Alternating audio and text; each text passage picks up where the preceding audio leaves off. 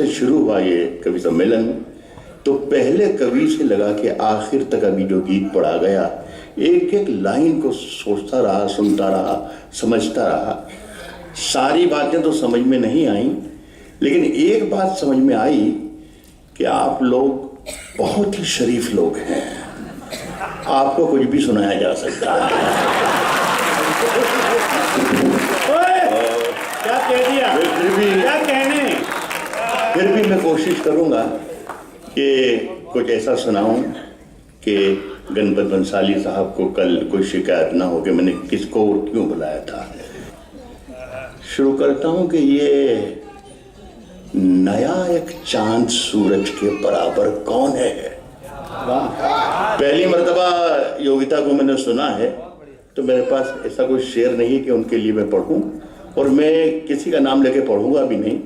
लेकिन मेरे शेर में खूबी ये होती है कि जिसके लिए कहा जाता है वो अपने आप वहां पहुंच जाता है।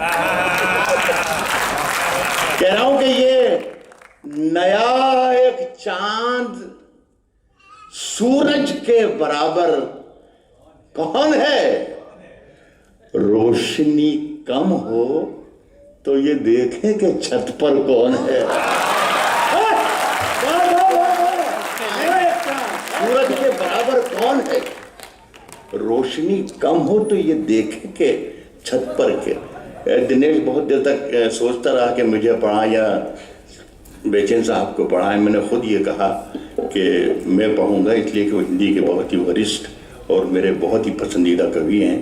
तो उनसे मैंने खुद इजाज़त ली कि भाई मुझे पढ़ने दीजिए, इसलिए कि मैं खुद आपको बैठकर सुनना चाहता हूँ, और आपके बाद में पढ़ूंगा तो शायद मुझे शायरी यहाँ से शुरू करना पड़ेगी कि आसमां अपने घराने में रखा जाता है। दिनेश आपके लिए क्या कहने? आसमां अपने घराने में रखा जाता है और हमें आखिरी खाने में रखा जाता है। आसमां अपने घराने में रखा जाता है और हमें आखिरी खाने में रखा जाता है। और खुद को देखिए, शेर पहुंच जाएगा किसके लिए है। खुद को आंखों में छुपाए हुए निकला ना करो। आसमां अपने घराने में रखा जाता है और हमें आखिरी खाने में रखा जाता है। खुद को आंखों में छुपाए हुए निकला ना करो। कीमती माल खजाने में रखा जाता है। निकला ना करो। क्या कहने? कीमती माल खजाने में रखा जाता है। देखिए दोस्तों, मुझे एहसास है कि शायद मैं बोल ज्यादा रहा हूँ, शायरी कम कर रहा हूँ, लेकिन जरा सा मुझे साथ दे दीजिए, थोड़ी देर निभा लीजिए। मैं कोशिश कर रहा हूँ कि आपको एक मरतबा अपनी गिरफ्त में ले आऊँ, तो फिर अपना काम शुरू करूँगा। मैं ये अर्ज करना चाह रहा था दोस्तों कि मुझे कोई गर्रा या कोई गुरूर या कोई घमंड या फ़ख्र या कोई गलतफहमी या खुशफहमी नहीं है कि मैं कोई बड़ा राइटर हूँ। लेकिन मैंने कोई 20-25 बरस तक एक यूनिवर्सिटी में गज़ल पढ़ाई है, तो मैं जानता हूँ कि गज़ल पढ़ने के लिए, गज़ल सुनने के लिए, गज़ल समझने के लिए, गज़ल समझाने के लिए आदमी को थोड़ा सा जुनूनी, उत्साही, पागल, दीवाना और थोड़ा बहुत चरित्रहीन होना चाहिए। और जिस वक्त ये गीत पढ़ा जा रहा था, कालिम की कहानी बयान की जा रही थी, और जिस तरीके से ये बीच के लोग सुन रहे थे, तो मुझे मालूम हो गया था कि मेरे काम के लोग हैं यहाँ पर। देखिए, श्रृंगार का बार बार उन्होंने जिक्र किया कि इश्क क्या होता है, श्रृंगार क्या होता है, गीत क्या होते हैं, वगैरह वगैरह। लेकिन इश्क क्या होता है, मियाँ दिनेश बावरा साहब हमसे ज्यादा नहीं जान सकते। सब बुजुर्ग बैठे हैं और नौजवानों का काम है। नहीं, असल में इश्क करने की उम्र यही होती है जो मेरी उम्र है। मैं 70 बरस का हूं कम से कम, और इस उम्र में सिर्फ इश्क होता है और कुछ होता ही नहीं है। इश्क करने की असली उम्र है। क्या कहने? क्या कह रहे हैं आप? कह रहा हूं कि हाथ जब उससे मिलाना तो दबा भी देना, वैसे इस खत में कोई बात नहीं है, वैसे इस खत में कोई बात नहीं है, फिर भी एहतियातन इसे पढ़ लो तो जला भी देना। वैसे इस खत में कोई बात नहीं है, फिर भी एहतियातन इसे पढ़ लो तो जला भी देना। गणपत भाई जहां कहीं हो उनके लिए मैं शेर पढ़ रहा हूं, एहतियातन इसे पढ़ लो तो जला भी देना। नशा, और गुजरात में पढ़ रहा हूं, नशा वैसे तो बुरी चीज है, नशा वैसे तो बुरी शय है, मगर राहत से शेर सुनना हो तो थोड़ी सी पिला भी दे। नशा वैसे तो बुरी चीज है, नशा वैसे तो बुरी, क्या कहने, मगर राहत से शेर सुनना हो तो थोड़ी सी पिला भी देना। मैं थोड़ा एडिट करके आ रहा हूँ कि जल्दी जल्दी कुछ अच्छे शेर सुना दूं। अच्छे शेर का मतलब तो आप ही जानेगा क्या अच्छे हैं कि नहीं, लेकिन कोशिश करता हूँ। ये लोगों ने एकदम से फैसला किया होगा कि राहत इंदौरी आया और बच्चों को ये सिखा के चला गया कि हाथ जब उससे मिलाना तो दबा भी देना, बुरी चीज़ है। लेकिन मैं उन्हीं नौजवानों के लिए, मेरे पास कुछ और भी है। पहले शेर जो एक मूड बन जाए, माहौल बन जाए, तो मैं शेर निकालना शुरू करूंगा। नौजवानों, तूफानों से आंख मिलाओ, सैलाबों पर वार करो। क्या कहने, तूफानों से आंख मिलाओ, सैलाबों पर वार करो। तूफानों से आंख मिलाओ, सैलाबों पर वार करो। मल्लाहों का चक्कर छोड़ो, तैर के दरिया पार करो।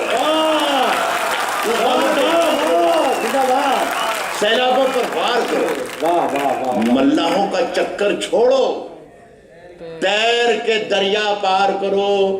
फूलों की दुकानें खोलो, खुशबू का व्यापार करो। फूलों की दुकानें खोलो, खुशबू का व्यापार करो। फूलों की दुकानें खोलो, खुशबू का व्यापार करो। इश्क खता है तो ये खता एक बार नहीं 100 बार करो। इश्क खता है क्या कहने, एक बार नहीं 100 बार। सुनिए, इश्क खता है तो ये खता एक बार नहीं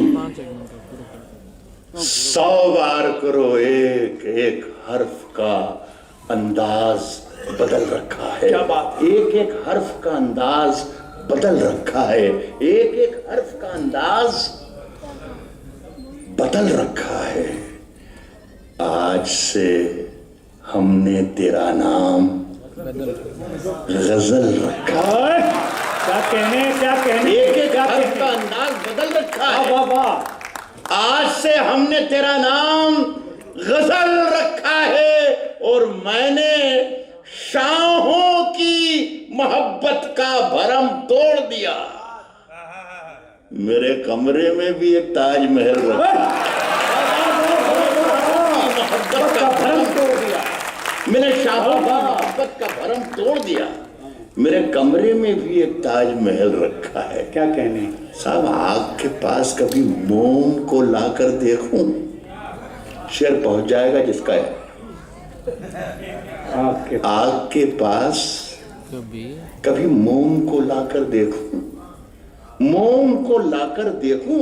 आग के पास कभी मोम को लाकर देखूं। हो इजाजत तो तुझे हाथ लगाकर देखूं। क्या कहने, क्या कहने, पहली बार सुना है आपने शेर। जिंदाबाद जिंदाबाद, वाह। आग के पास कभी मोम को लाकर देखूं, तो इजाजत तो तुझे हाथ लगाकर देखूं। मन का मंदिर बड़ा वीरान नजर आता है, सोचता हूं तेरी तस्वीर लगाकर देखूं। मन का मंदिर बड़ा वीरान नजर आता है, मन भगवान का मंदिर बड़ा वीरान नजर आता है। सोचता हूँ तेरी तस्वीर सोचता हूँ तेरी तस्वीर लगा कर देखूं। एक शेर सुनिएगा। सोचता हूँ तेरी तस्वीर लगा कर देखूं। एक शेर मुझे सुनाना है खास तौर पर आपको। कहा है कि निकल गया शेर, इतना अच्छा आपको सुनाना चाहता था लेकिन आ जाएगा, खैर कोई बात नहीं। मेरी सांसों में समाया भी बहुत लगता है। मेरी सांसों, ये गणपत भाई के लिए 2 लाइन आखिरी। इसने तो हमारे दिनेश ने कई बार सुनाई, 1-2 शेर में भी सुनाना चाहता हूँ। मेरी सांसों में समाया भी बहुत लगता है, मेरी सांसों में समाया भी बहुत लगता है, और वही शख्स